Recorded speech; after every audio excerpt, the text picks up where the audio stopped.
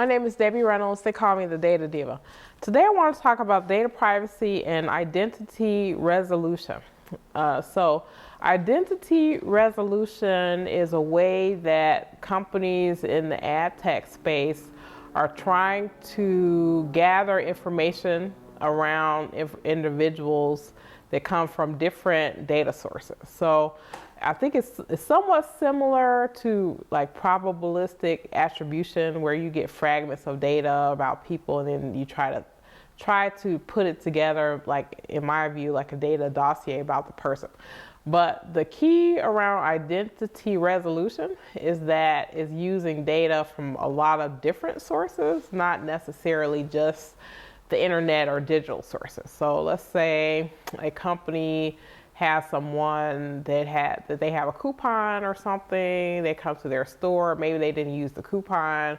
How do they know that this person is the same person that saw an ad that was on the internet or something? So they're basically using data, leveraging data that companies can gather or try to ascertain about someone and see if they can link it to maybe existing profiles or different things.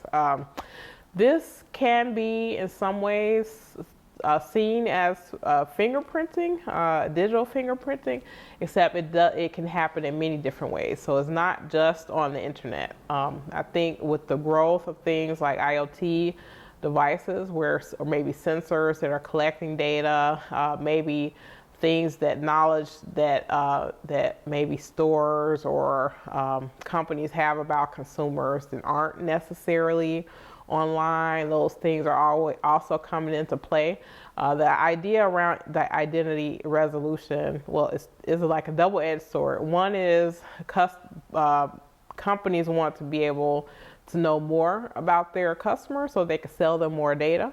But then the other side of it is that it may be a privacy issue, or people consider it creepy, where companies are ever more trying to get more data around people, and especially in some ways, people may not want their data merged in this way. So I think this is a term that we're going to hear a lot about in the future, identity resolution, because it's actively being played upon in the ad tech space for companies that want to be able to find ways to get more information about an individual, and do so hopefully in ways that are not running afoul of data privacy concerns, but then also making sure that they do it in a way that is building trust and not eroding trust with consumers who possibly want to use their product. So I think we're going to hear a lot more around this, around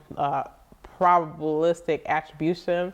I think when we talk about, or when we think about things like clean rooms, so clean rooms are spaces where people who have consented data that they can share with other people, they can share that data in spaces, safe spaces, but those only work when the data is consented, or if the data is anonymized in some fashion. So the idea is in clean room space is to be able to gather or get insights about consumers without doing it in ways that run afoul of privacy regulations. So we'll see a lot more.